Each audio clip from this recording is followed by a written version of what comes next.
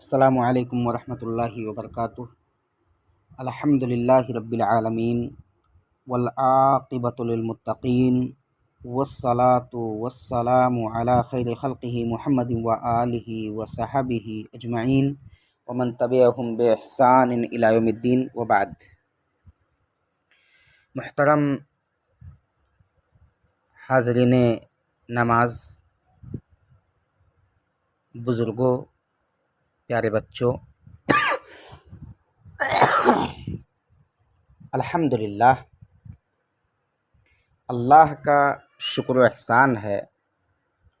کہ سابقہ دروس میں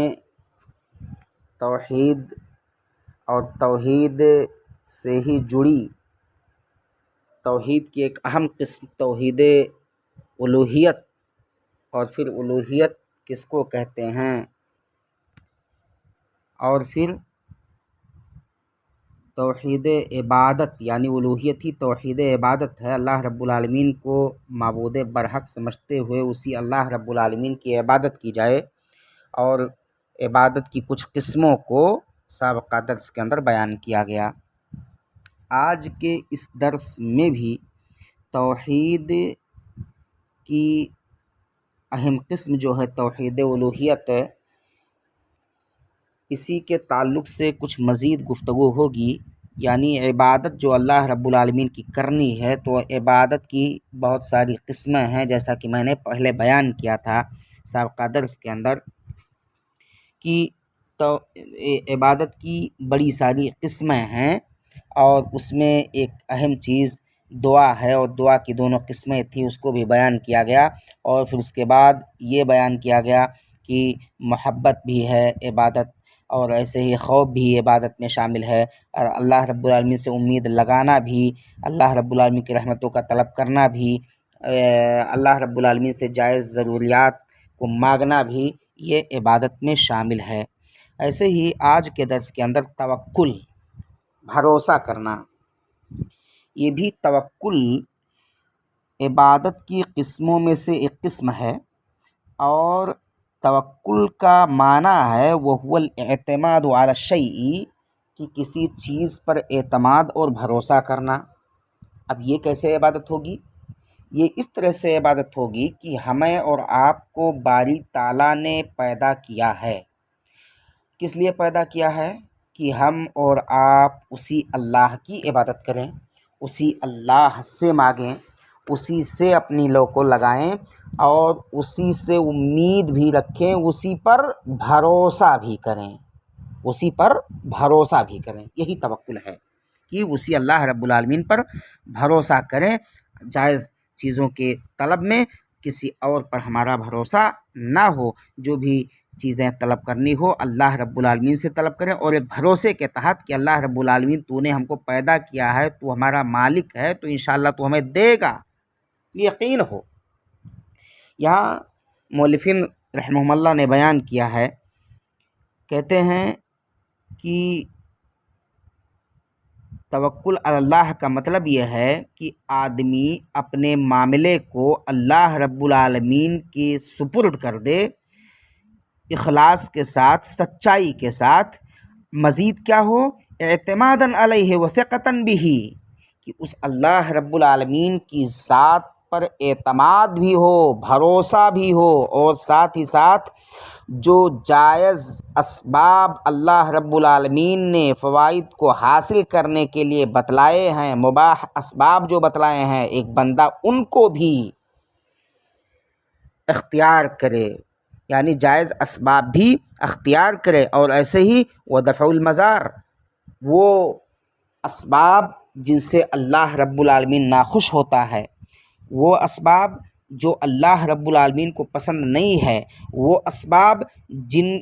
چیزوں کو وسیلہ بنا کر کے اللہ رب العالمین سے مانگنا درست نہیں ہے، ایک بندہ اس سے پرہیز کرتے ہوئے اللہ رب العالمین سے مانگے اور اس پر بھروسہ کرے، اللہ رب العالمین انشاءاللہ دے گا، عطا کرے گا۔ باری تعالیٰ کا فرمان ہے وَعَلَى اللَّهِ فَتَوَكَّلُوا إِن كُنتُم مُّؤْمِنِينَ، وَعَلَى اللَّهِ فَتَوَكَّلُوا، اور تم سب کے سب اللہ رب العالمین پر ہی بھروسہ کرو، ان کنتم مؤمنین، اگر تم حقیقی معنوں میں مومن ہو۔ ہم اور آپ اپنے آپ کو صاحب ایمان کہتے ہیں نا کہ ہم مومن ہیں، کہتے ہیں ہم مسلمان ہیں۔ بعض لوگوں کا معاملہ یہ ہے کہ ان کے صرف نام مسلمان ہوتے ہیں، کام مسلمان نہیں ہوتے ہیں، اور بعض کا معاملہ یہ ہوتا ہے ان کے نام بھی مسلمان، ان کا دل بھی مسلمان، اور ان کے عادات و اطوار بھی مسلمان، اور ہر اعتبار سے وہ اللہ رب العالمین کا ہو کر کے بن کر کے رہنا چاہتا ہے، اپنی ذات سے، اپنی حرکات و سکنات سے، اپنے کسی بھی عادات و اطوار سے کسی بھائی کو تکلیف نہیں دیتا ہے، یہ حقیقی مومن ہے۔ تو یہاں اس آیت کریمہ کے اندر وعلی اللہ فتوکلوا ان کنتم مؤمنین، اس آیت کریمہ کے اندر اللہ رب العالمین نے واضح طور پر پیغام دیا ہے کہ تم اگر مومن ہو، صدق دل سے ایمان لائے ہو، تمہارا ظاہر و باطن درست ہے، تم ہر اعتبار سے اللہ رب العالمین کو پسند کرتے ہو، اسے چاہتے ہو، اس سے محبت ہے، تو کیا کرو؟ اپنی جائز ضروریات کے طلب میں اس پر بھروسہ بھی کرو، انشاءاللہ وہ اللہ رب العالمین عطا کرے گا۔ دوسری جگہ اللہ رب العالمین نے فرمایا سورہ طلاق کی 3 آیت، وقال تعالی ومن يتوکل علی اللہ فهو حسبہ، اور اس سے پہلے ہے وَيَرْزُقُهُ مِنْ حَيْثُ لَا يَحْتَسِبُ، وہ اللہ رب العالمین ایک بندے کو ایسی جگہ سے روزی عطا کرتا ہے جس جگہ سے روزی پانے کا وہ بندہ سوچتا بھی نہیں ہے۔ اس کی مثال، ایک بندہ چل رہا ہے راستے میں، سفر پر ہے، راستے میں اس کو کچھ چیزیں مل جائیں، کچھ پیسے مل جائیں، وہاں کوئی نہیں ہے، اب وہ کیا کرے گا؟ ظاہر سی بات ہے نعمت ہے۔ یا ایسے ہی وہ بندہ جب نکلے گھر سے تو زیادہ راہ لے کر کے نکلے، لیکن کیا ہو کہ اللہ رب العالمین اس کے زیادہ راہ میں اتنی برکت دے دے کہ وہ اس زیادہ راہ میں سے خود بھی کھا رہا ہے، دوسروں کو بھی کھلا رہا ہے، لیکن پھر بھی اللہ رب العالمین کی برکتیں اتنی زیادہ ہو رہی ہیں کہ وہ بچا رہتا ہے۔ جیسے نبی پاک صلی اللہ علیہ وسلم کا معاملہ ہوا کہ صحابہ کرام رضی اللہ تعالیٰ عنہم اجمعین پانی تلاش رہے تھے، کسی کے پاس پانی تھا نہیں، تلاشتے تلاشتے تھوڑا سا پانی جب پتہ چلا تو نبی پاک صلی اللہ علیہ وسلم نے کیا کیا؟ اس میں اپنا ہاتھ ڈال دیا اور تمام کے تمام لوگ وضو کر کے سیراب ہو گئے، یعنی اللہ رب العالمین نے خوب برکت دی۔ تو اللہ رب العالمین جب دینا چاہے گا، دینے پر آ جائے گا، تو اپنے بندے کو اتنا دے سکتا ہے اور ایسی جگہ سے دے سکتا ہے کہ بندہ تصور نہیں کرے گا۔ وَمَن يَتَوَكَّلْ عَلَى اللَّهِ فَهُوَ حَسْبُهُ، اور ایسے ہی جو شخص اللہ رب العالمین پر کامل بھروسہ رکھتا ہے، اللہ رب العالمین اس کے لیے کافی اور شافی ہے۔ یعنی اگر بھروسے میں انسان مخلص ہو اور جائز ضروریات کو طلب کرے تو اللہ رب العالمین اپنے اس بندے کو عطا کرے گا، یہ توکل ہے۔ اس کے بعد عبادت کی قسموں میں سے ایک قسم ہے الرغبہ۔ رغبہ کا معاملہ کیا ہے؟ چاہت، کہ بندہ اللہ رب العالمین سے محبت کرے اور اللہ رب العالمین کی پسندیدہ چیزوں کو چاہے۔ ایسے ہی ایک اور قسم ہے والرہبہ، ڈر ہو انسان کے دل میں، خوف ہو، اور وہ خوف اس لیے ہو کہ ہم اللہ رب العالمین سے کوئی چیز طلب کر رہے ہیں تو ہمیں معصیت سے اجتناب کرنا چاہیے، اللہ رب العالمین کے عذاب کا خوف ہو، اللہ رب العالمین کے عقاب کا خوف ہو کہ اگر اللہ رب العالمین ہم کو معاف نہیں کرے گا تو ہماری سخت سزائیں ہوں گی، اللہ رب العالمین اپنے عذاب میں ہمیں گرفتار کرے گا اور اس کی سزا یقیناً سخت ہے۔ ایک اور چیز رہبہ، اور رہبہ کے معنی بھی ایک اور چیز ہے خشوع، یہ بھی خشوع بھی عبادت ہے۔ ایک بندہ عبادت کرتا ہے اللہ رب العالمین کی، لیکن اس کی عبادت میں خشوع اور خضوع نہ ہو، اور خشوع کا تعلق یہ دل سے ہوتا ہے، یہ اندرون خانہ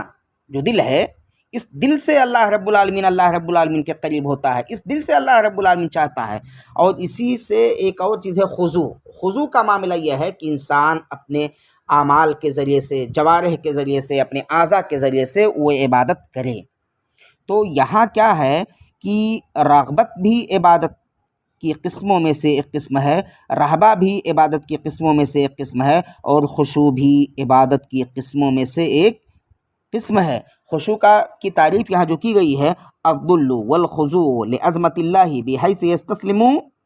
لقضائہ الکونی والشرعی، کہ ایک بندہ خشوع اور خضوع کے ساتھ اللہ رب العالمین کی عظمت کو تسلیم کرتے ہوئے اور اس نے جو تقدیر بنائی ہے،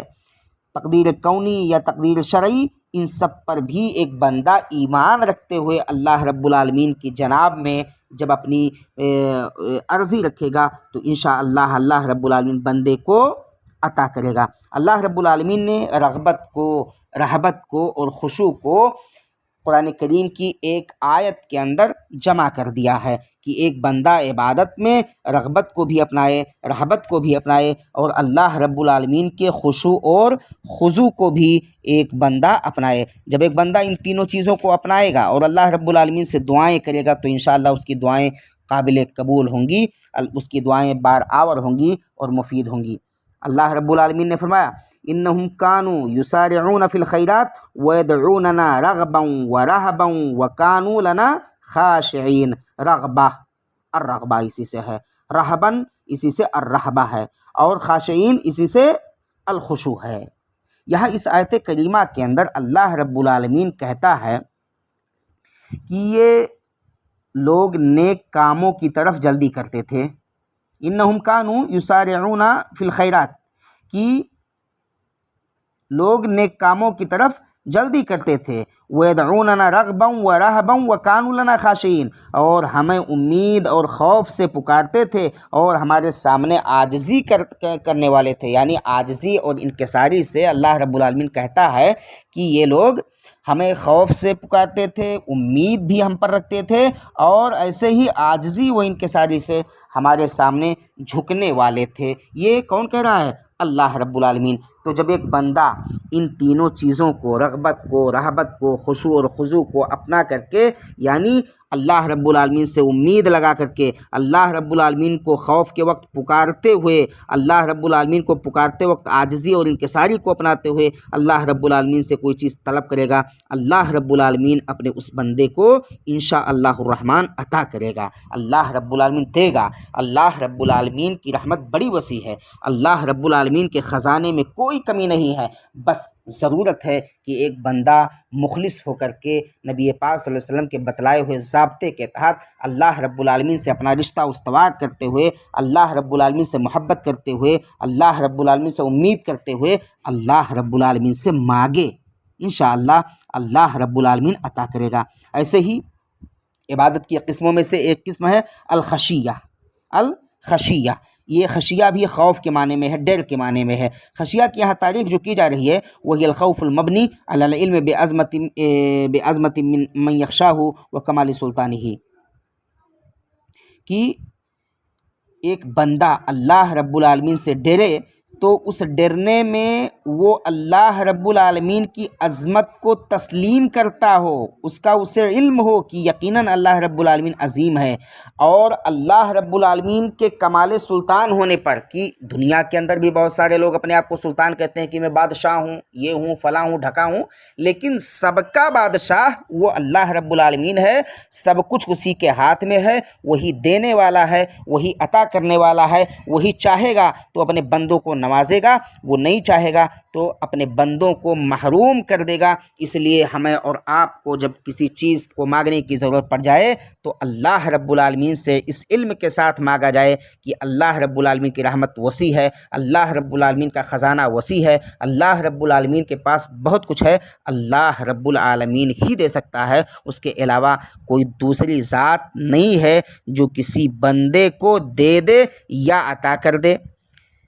اللہ رب العالمین نے یہاں فرمایا،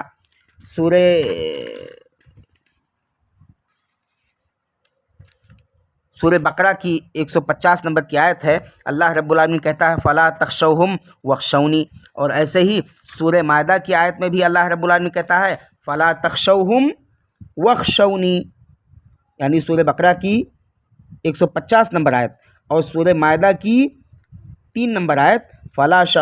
تَخْشَوْهُمْ وَاخْشَوْنِي، یہاں بھی اللہ رب العالمین کیا کہتا ہے کہ تم لوگ کسی اور سے نہ ڈرو بلکہ کس سے ڈرو؟ اللہ رب العالمین یہاں کہتا ہے کہ تم لوگ مجھ سے ڈرو،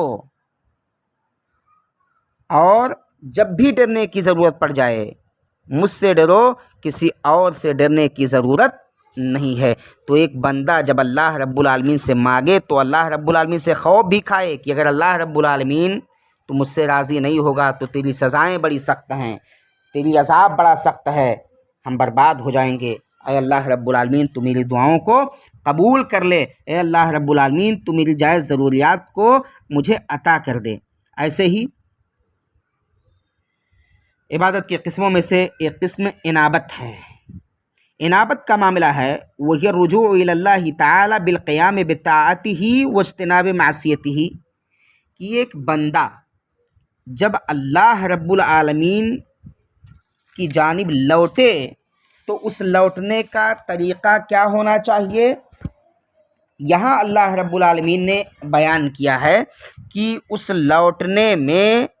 ایک بندہ جب اللہ رب العالمین کی جانب پھر کر کے آئے تو وہاں اپنے نیک اعمال کو خوب کرے، بکثرت یاد کرے، اور ایسے ہی جو معاصی کے کام ہیں، فواحش کے کام ہیں، منکرات کے کام ہیں، ان سے من کل وجوہ ایک بندہ اجتناب کرے۔ اور جب اس حالت میں کوئی بندہ اللہ رب العالمین سے کوئی چیز طلب کرے گا، یقین جانے کہ باری تعالیٰ اپنے اس بندے کو انشاءاللہ ضرور بالضرور نوازے گا۔ اللہ رب العالمین کا پیارا فرمان ہے وَأَنِيبُوا إِلَىٰ رَبِّكُمْ وَأَسْلِمُوا لَهُ من قبل ان یأتیکم العذاب ثم لا تنصرون۔ تم سب اپنے پروردگار کی طرف جھک پڑو۔ وانیبوا الی ربکم، تم سب اپنے پروردگار کی طرف جھک پڑو، اپنے رب کی طرف جھک پڑو، جس نے تم کو پیدا کیا ہے، جو تمہارا رب ہے، جو تمہارا خالق ہے، جو تمہارا مالک ہے، جو تمہارا معبود حقیقی ہے، اس کی جانب تم لوگ جھک پڑو اور اس کی حکم برداری کیے جاؤ، یعنی واسلموا لہ، اور اس کی حکم برداری کرو، من کل الوجوہ، اس کی بات کو تسلیم کرو، من قبل ان یاتیکم العذاب ثم لا تنصرون، قبل اس کے کہ تمہارے پاس عذاب آ جائے اور پھر تمہاری مدد نہ کی جائے، یعنی قبل اس کے کہ اللہ رب العالمین کی جانب سے کوئی عذاب آئے، ایک بندے کو اللہ کا ہو کر کے اللہ رب العالمین کی جانب میں اگر کہیں کوئی غلطی ہو جائے، کوئی معاملہ آ جائے، تو اپنی طاعات کے ذریعے سے اس معاملے کو اللہ رب العالمین کے جناب میں پیش کرے اور اللہ رب العالمین سے معافی مانگے، اور دوبارہ اللہ رب العالمین کی جانب سے